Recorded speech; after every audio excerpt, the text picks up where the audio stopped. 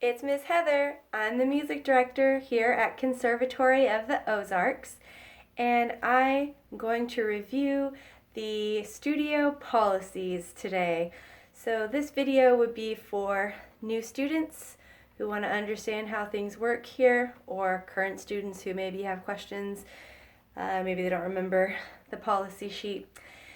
And hopefully I can kind of explain also why we have the policies that we do have.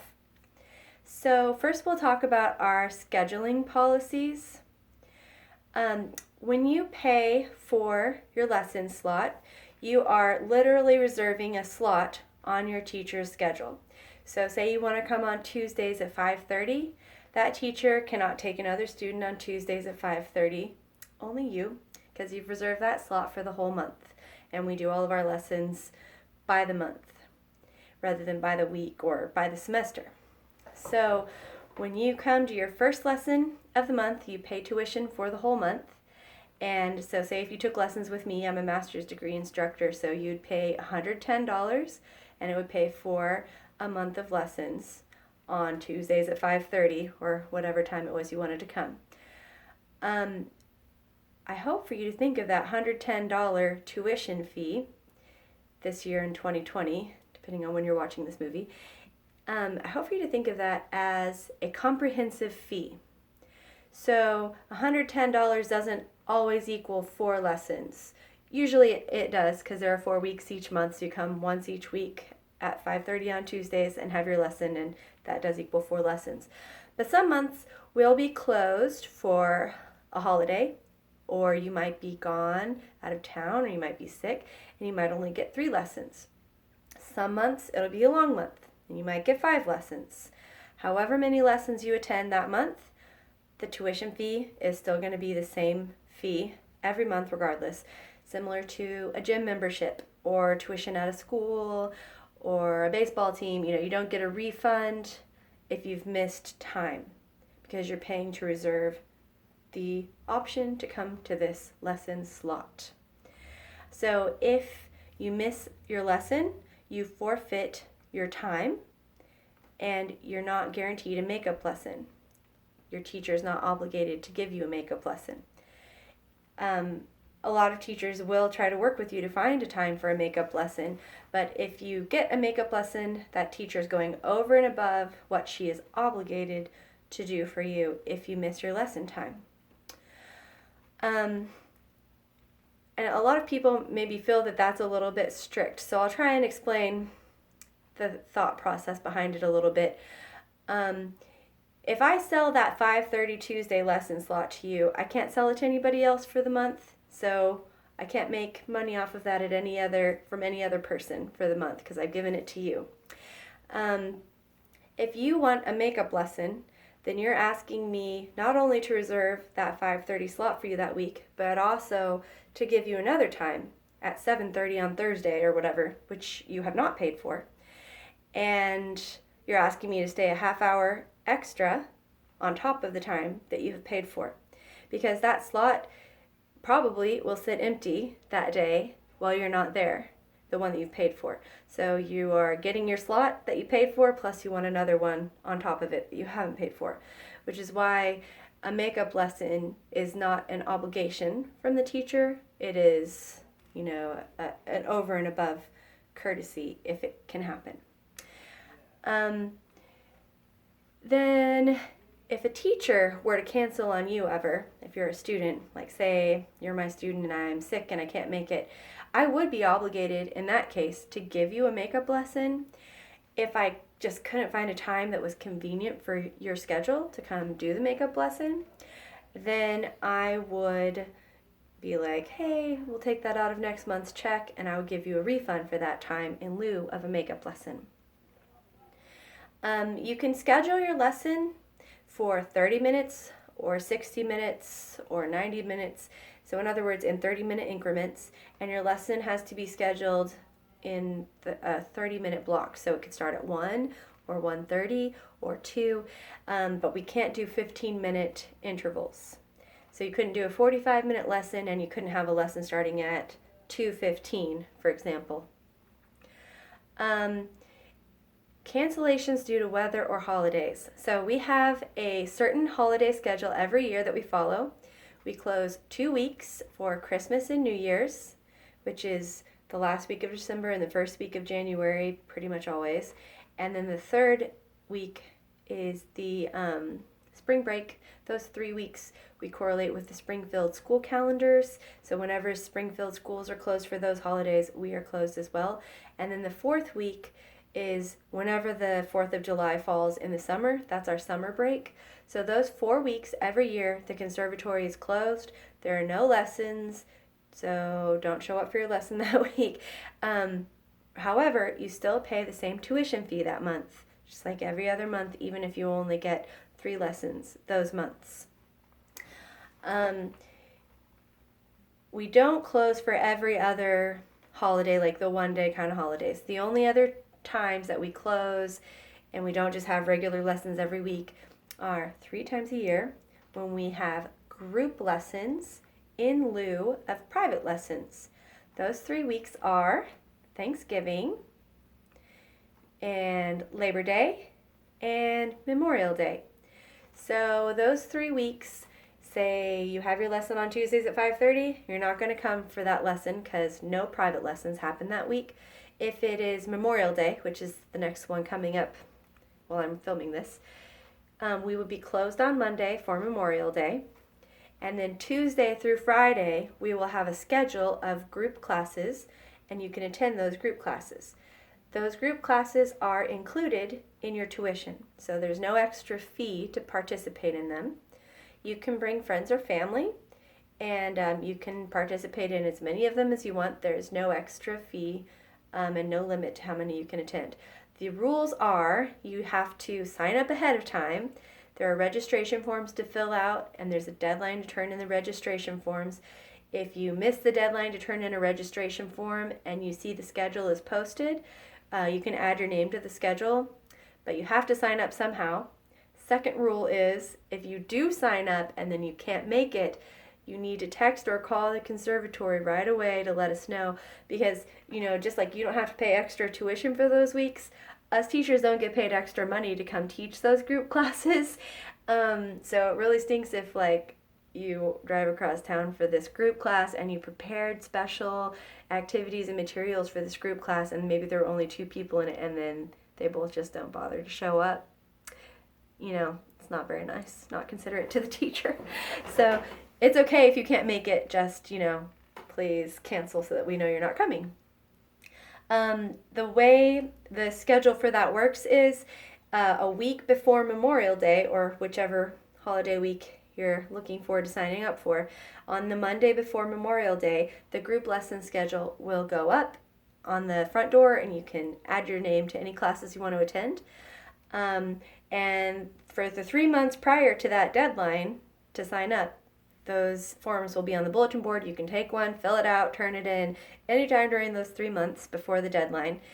And we take those forms and we create the class schedule based around what people put on those forms. So if you said you're available from Tuesday from 2 to 4 and you're interested in watercolors class, then we'll see if we can make a watercolors class at that time and see if there's anybody else who's in your age category who'd like to join that class.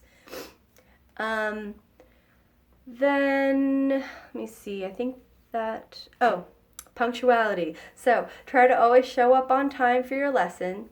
If you arrive late, the lesson will still have to end at the appointed time because there probably is another student scheduled with that teacher or in that studio right after you are scheduled for your lesson. You don't have to be way early for your lesson, like at a doctor's office or something. You don't have to be like half hour early, but be, 5 minutes early or right on time at least for your lesson.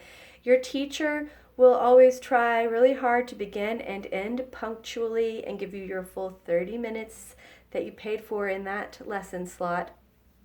But lessons are scheduled back to back, so just keep in mind 5 minutes more or less is kind of par for the course when you're taking lessons. So please don't, yell at your teacher over 5 minutes more or less, in a weekly lesson. Like some weeks you may have a 25-minute lesson or a 35-minute lesson. But if something strange ever happened, like maybe you're the first student for your teacher that day and your teacher was stuck in traffic and your lesson starts like 15 minutes late and it's the teacher's fault. In that case, the teacher would be obligated to make that time up to you because that's a pretty significant portion of your lesson. So she'll probably be like, hey, let's start, 15 minutes early next week, or let's come in on Saturday and do an extra lesson. Or so she'll make that time up to you. Cancellations due to weather.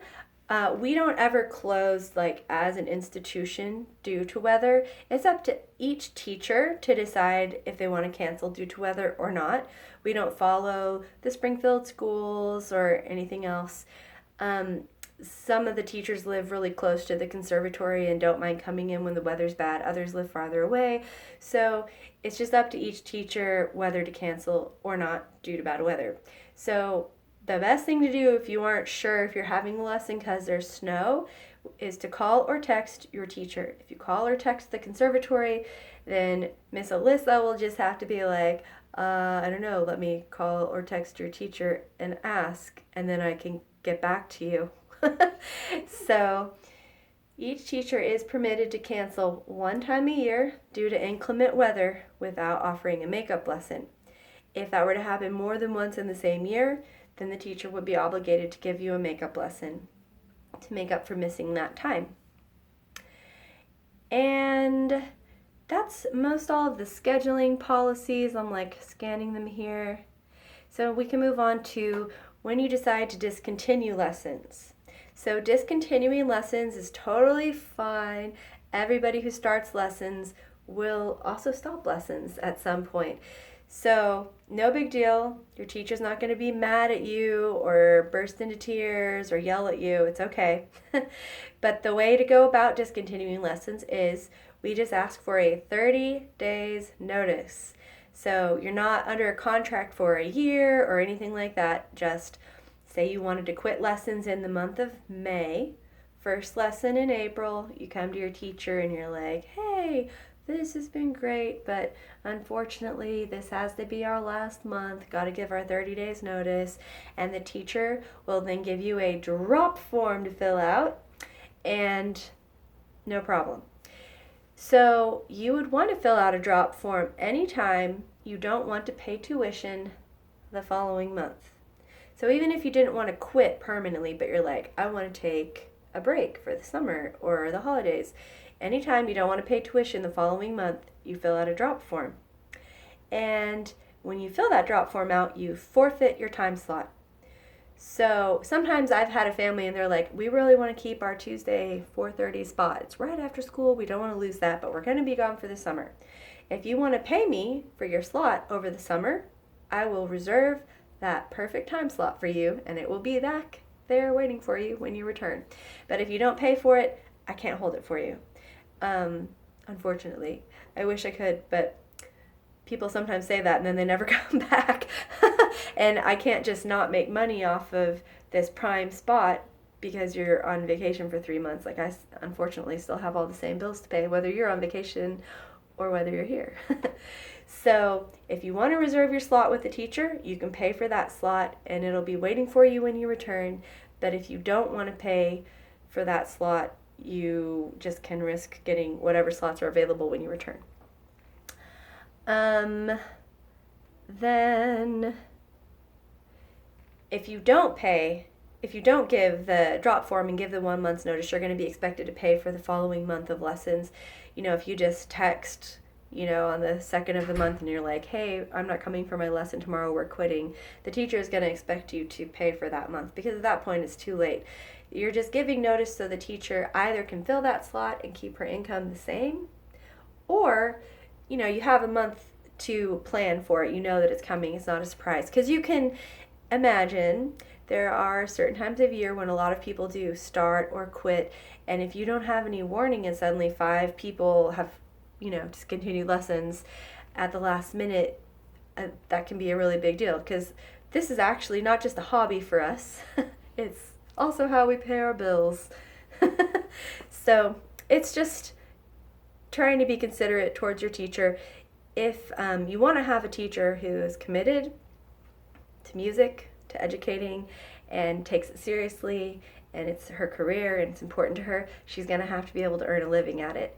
So you have to have the trade-off of you've got to, do your part of paying so she can survive without having to do like 3 other jobs on top of teaching in order to, you don't have the same level of focus to give your students otherwise. And those are all of the discontinuing lesson policies, I think. And so then dropping off or picking up students. If you're a parent and you have a young child you're signing up for lessons, and you'll be driving the student, or you'll have maybe a nanny or caretaker driving the students, it's always fine to drop off your student a little early, or if you have to pick them up late and they need to wait in the lobby, that's okay usually, but just keep in mind, if you do that, it's at your own risk. We don't have somebody out in the lobby supervising children, protecting from kidnappers, or anything like that. So if you need to do that ever, it's okay, but it's at your own risk. It's ideal if you can be there at the beginning and end of the student's lesson. Even if you have a teacher who doesn't like to have the parent in the room, the teacher still is going to want to communicate with you at the beginning and end of the lesson and be like, hey, or we want to do the recital in 2 months. Like, can we order this piece of sheet music? Because this would be the perfect song and we can get it in the right key for her voice. And so we'd like to have it memorized and da-da-da-da-da. So if you just stay out in the parking lot in your car and never come inside and communicate with the teacher, like that can be a little difficult because the teacher wants, hopefully, for you to be engaged in what's going on with your child's development. So the teacher knows, like, we're going the direction that you want us to go, you like how things are going, etc. We do have snacks and drinks for sale. We have a little snack area back by the bathrooms in the back hallway of the conservatory. There's a money jar. It's an honor system. If you want to take something out of the fridge or the snack area, just put your money in the jar. Or you can leave an IOU saying to charge your card if you're on auto pay. And there's also a microwave back there, so if you ever need to warm up a snack or whatever, you're welcome to do that. And if you do ever enjoy snacks or drinks while you're here, please dispose of the remaining garbage from your snack in one of the trash cans provided. And if you have a beverage and you don't drink all of it, please empty all the liquid out into one of the 3 sinks provided at the conservatory prior to placing your cup in the trash can. And the way tuition works here, we have a tiered system. Tuition is based on the teacher's credentials. So the top tier is doctorate. Under that is master's degree, bachelor's degree, apprentice, and then sometimes we also have a junior apprentice. So doctorate means this is a teacher who has a doctorate in music or art, and master's degree, same thing, master's degree. So like I'm a voice teacher, I have a master's degree in voice, bachelor's degree, etc., etc. So an apprentice means not finished with their degree yet, but they're pursuing it and just not quite finished with it yet.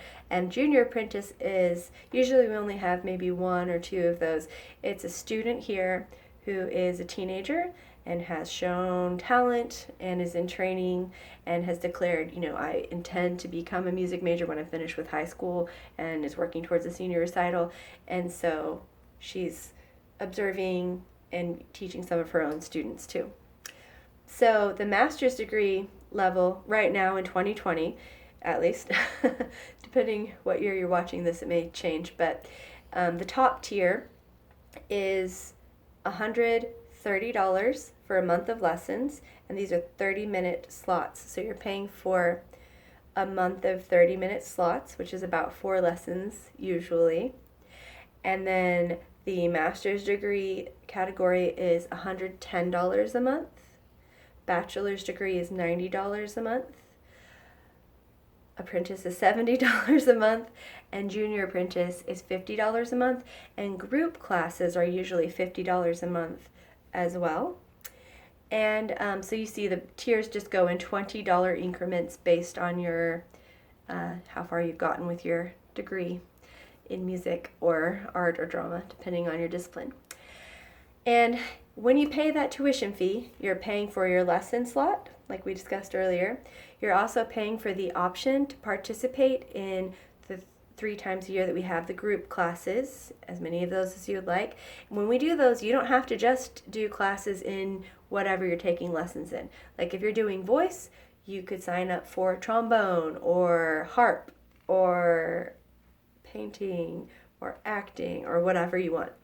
And then the other thing that's included in your tuition is the option to participate in our monthly studio recitals and community outreach events. So those are just free performances if you're a student here. Studio recitals are held at different locations each year. So this month we had our January studio recital, and it was at a nursing home, and we performed for a group of residents who lived there. Next month, the recital will be at the Creamery Arts Center. So different types of venues, sometimes a nursing home or a restaurant or a coffee shop or the library. So students can experience performing in different types of places with different types of audiences. Studio recitals are just meant to be a casual chance to get used to performing very frequently. So you can work through your nerves and, hopefully see that performing is not a big deal. You don't have to get in a panic attack about it, and hopefully you can get past the point of being so scared about it and you can just get up and do it. Not a problem. You don't have to dress up. There's not a required dress code. It's recommended that your piece is memorized, but if you need to use your book, it's okay. You're not going to get in trouble for that. The sign-up list is limited, so the audience is not going to be hundreds of people. It's just a small group usually, maybe 60 people at some of the bigger ones. But like I say, those are just included, and what you're required to do is sign up for it ahead of time, of course, before the deadline, and you just have to say your name and the name of your piece, perform your piece, and take your bow. A lot of times there is a suggested theme, like next month, the February studio recital, the theme is Valentine's Day. So you're supposed to learn a song about love and wear red or pink. In March, the theme is St. Patrick's recital, so you're supposed to learn a Celtic piece and wear green. But those are just suggestions. It's not mandatory. So if you want to do something that's totally off theme, it's okay. It's not a big deal.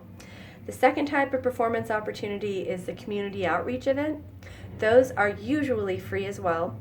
So those are not our events, but we are performing at some other organization's event, like maybe we're singing at Cider Days or Arts Fest or Art Walk or, a banquet, different events like fundraisers, things like that are out in the community.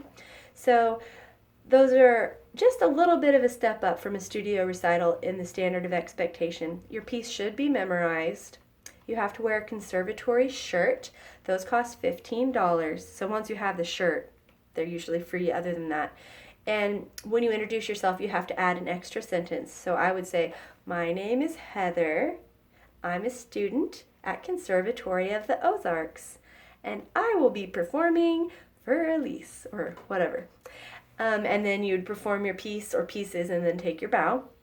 Sometimes the community outreach events are a great place if you're an adult student and you're working on gigging and you want to practice a whole set list, because it might be a really long period of time, so you could do a whole hour just of yourself. So for studio recitals, you need to be there a little early, 15-20 minutes early, and you have to stay for the whole recital. You cannot leave early, you cannot arrive late. If you do leave early or arrive late more than 3 times in a year, you cannot participate in any more of them for the rest of the year, because it's rude, But community outreach events are not like that, because a lot of times they're longer, several hours long. So you just show up when you're scheduled to perform usually, and then you can leave when you're finished, unless you just feel like sticking around. And we do have other performance events that are more pressure, like our Christmas show. So there is a dress code. Your piece must be memorized. There's a rehearsal for it, and there's a big stage and a spotlight and probably hundreds of people in the audience. So that is a big deal. It's not casual, it's not laid back, and hopefully it's not your first performance experience. But you can participate in something like that, or the master classes we usually have in the spring, or the studio festival in the fall. So some of those are more intense if you're farther along and you're looking for that kind of experience where you can be judged and evaluated and, stand up to scrutiny. Hopefully we have the type of performing opportunity that you need depending on, wherever you're at in your musical development. And when you pay your tuition fee, you can pay with check, cash, card, or you can sign up for auto pay. If you pay with cash, it's very helpful if you put your payment in an envelope with your name written on it, or at least like a sticky note with your name, because your teacher is getting paid by all her students that same day. So it's helpful if you can do your part to keep things organized. If you write a check, you would have to write it out to the teacher. So you put the teacher's name on it, not the conservatory's name. And if you pay with a card or you sign up for auto pay, we set up an account for you. So we can't see your credit card number anymore, but you could say, charge my tuition to my account, or I want to buy this music book, charge it to my account, and that's fine. Auto pay is my favorite because it's just hands off. It just happens automatically, and it doesn't matter if you forgot your checkbook, no big deal. If you do not pay on time, there's a $5 late fee each week that your tuition is past due. And that's all of the tuition guidelines, I think. Last, we can talk about music books. So we have music books for sale here, and we also do digital print. We sell books from Hal Leonard and Alfred and a couple smaller distributors, or publishers. So we should be able to provide you with whatever music books you need. We can't compete with, like Amazon and the huge companies that can ship overnight and be really fast and cheap and everything. We're just a very small organization, but we ask that you would buy your books here anyway, partly because that way we can afford to keep having the books here on hand. It's really nice to be able to have the books out in the hallway on the rack, and you can grab this and be like, in the lesson, oh yeah, this is perfect, let's use this book, or no, we need this in a different key. So we ask, please do buy your books here. It will also help make sure that what you get is the right thing in the right key. You don't need to go off to a music store or a website and hope that you're getting the right thing, and then you come to your lesson and it's the wrong thing, because that stinks. And when you buy a book or a shirt, you would make that payment to the conservatory rather than to your teacher. It's kind of annoying. I'm sorry about that, but that's just the way it is. All of our teachers are independent contractors, so things that you buy from the conservatory would have to be on a separate check from your tuition check, unfortunately. And I think that's pretty much everything. Only 30 minutes to explain it all. So if you call the conservatory, these are the things that you would go over with our admissions specialist. Hopefully this gives you a preview of what to expect. And if you have any questions, you could comment below and we'll try our best to answer. Thanks again, and 2 thumbs up for the conservatory.